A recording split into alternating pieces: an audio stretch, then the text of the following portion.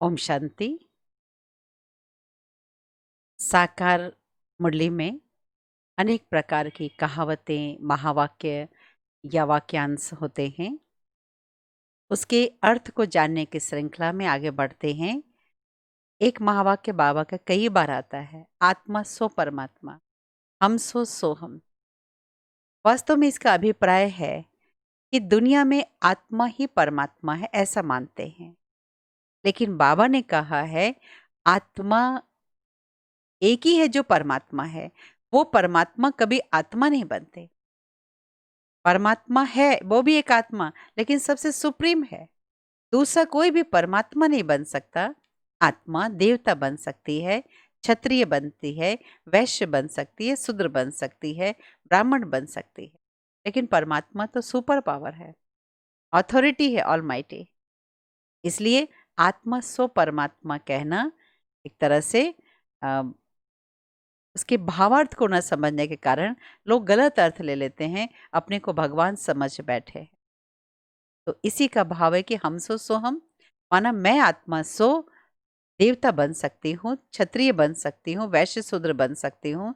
इस सृष्टि चक्र में सतयुग, त्रेता, द्वापर, कलयुग, चारों युगों का चक्र लगाने में आत्मा कर्म के हिसाब से चारों वर्ण में चक्कर लगाती है। कर्म के हिसाब से आत्मा का वर्ण सतयुग में देवता समान है, त्रेता में क्षत्रिय, द्वापर में वैश्य और कलयुग में शूद्र।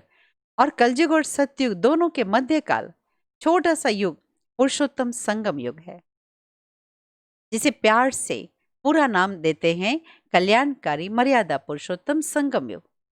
जिस संगम युग में हमारा हीरे तुल्य जीवन है, इसे हम अलौकिक ब्राह्मण जीवन भी कह सकते हैं। परमात्मा ने आकर के पवित्रता के स्वधर्म के स्मृति दिलाकर पवित्रता की सच्ची सच्ची धारणा मन, वचन, कर्म और स्वप्न में कराई। तो हम इन पांचों वर्ण में भ्रमण कर सकते हैं, लेकिन कभी परमात्मा नहीं बन सकते, क्योंकि परमात्मा तो सभी गुणों से परे हैं, एक रस अवस्था है। वो कभी पाप परमात्मा, पुण्य परमात्मा नहीं कहते। पाप आत्मा, पुण्य आत्मा कहा जाता है। आत्माएं तो जन्म मरण में आती है, परमात्मा तो इन सभी से परे है।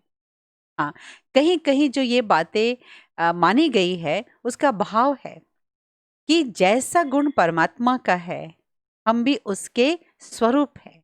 वो शांति के सागर है, मैं आत्मा उस शांत स्वरूप हूँ। वो प्रेम के सागर है, मैं आत्मा प्रेम स्वरूप हूँ।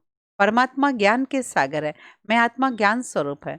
इस भाव से ऋषि मुनि ने कहा कि चलो आत्मा सो परमात्मा, मेरा परमात्मा पिता है तो उनके गुण भी मेरे पास है।